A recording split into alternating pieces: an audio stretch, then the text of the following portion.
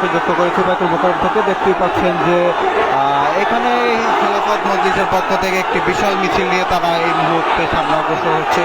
আপনারা জানেন 2009 সাল থেকে বিগত আওয়ামী লীগ সরকার বা পূর্ববর্তী যে সরকার ছিল তারা হিজবুত তাহরিরকে নিষিদ্ধ সংগঠন করা হয়। পরবর্তীতে দীর্ঘদিন ধরেই তারা নিষিদ্ধ সংগঠন হিসাবে পরিচিত ছিল, কিন্তু জুলাই অভ্যুত্থান হওয়ার পরবর্তীতে তারা প্রকাশ্যে আসে এবং রাজধানী সহ দেশের বিভিন্ন স্থানে তারা প্রকাশ্যে ব্যানার ফেস্টন শো করে। এরই প্রেক্ষিতে ঢাকা মহানগর পুলিশের পক্ষ থেকে বলা হয় যে কোনো নিষিদ্ধ সংগঠনের পক্ষ থেকে কোনো সভা সমাবেশ এবং কোনো প্রকার মিছিল করা যাবে না। এরই প্রেক্ষিতে গতকাল রাতে রাজধানীর উত্তরা থেকে 3 জনকে গ্রেপ্তার করা হয় এবং সেটি তাদের একটি লং মার্চ কর্মসূচি ছিল খেলাফত মজলিসের।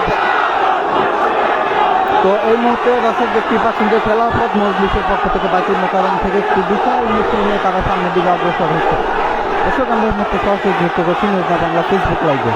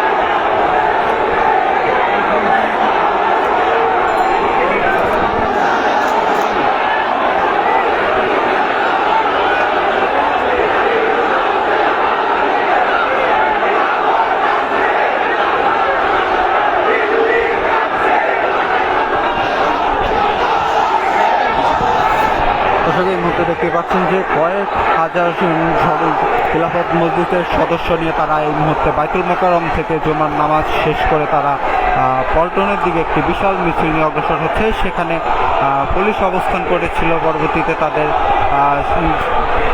ছেড়ে দেয় এবং পরবর্তীতে তারা এই মুহূর্তে দেখতে পাচ্ছেন যে তারা পল্টন যে মোড় রয়েছে সেখানে গিয়ে তারা তাদের এই মিছিলটি